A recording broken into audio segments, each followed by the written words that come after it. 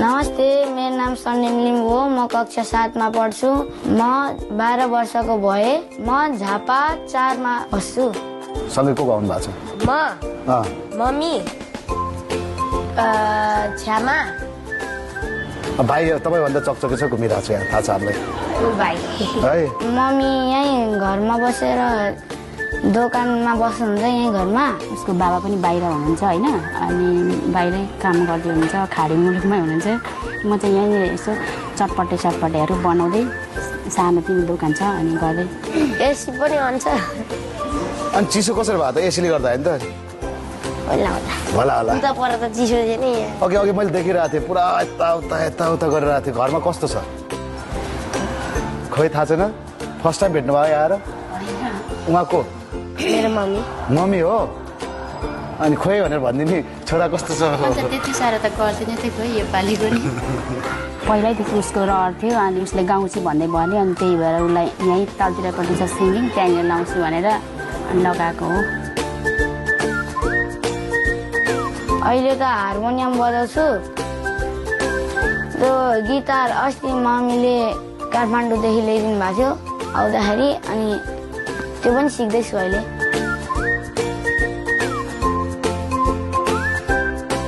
बच्चैदेखिको अब एउटा गायककार बन्छु भन्ने उसले पनि सपना लिएको छ। मलाई पनि त्यस्तै सोचाइ थियो, मेरो शाखा सन्तानमा एकजना यसो गायककार भइदिएदेखि भन्ने लागिरहन्थ्यो। स्टेजमा भाइलाई पनि सँगै लाने हो? होइन, भाइलाई लाग्यो भने स्टेज हल्लाइदिन्छ। स्टेज हल्लाइदिन्छ होइन, त्यो थाहा पाइरहेको छ हामीले। अनि तपाईँ चाहिँ नबोल्ने दुईजना चाहिँ कसरी यस्तो भएको?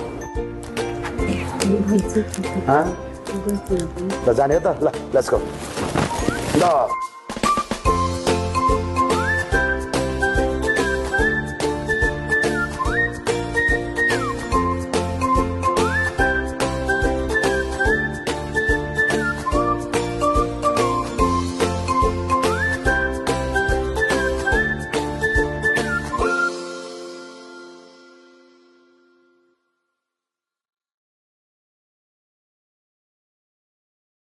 Good luck, good luck.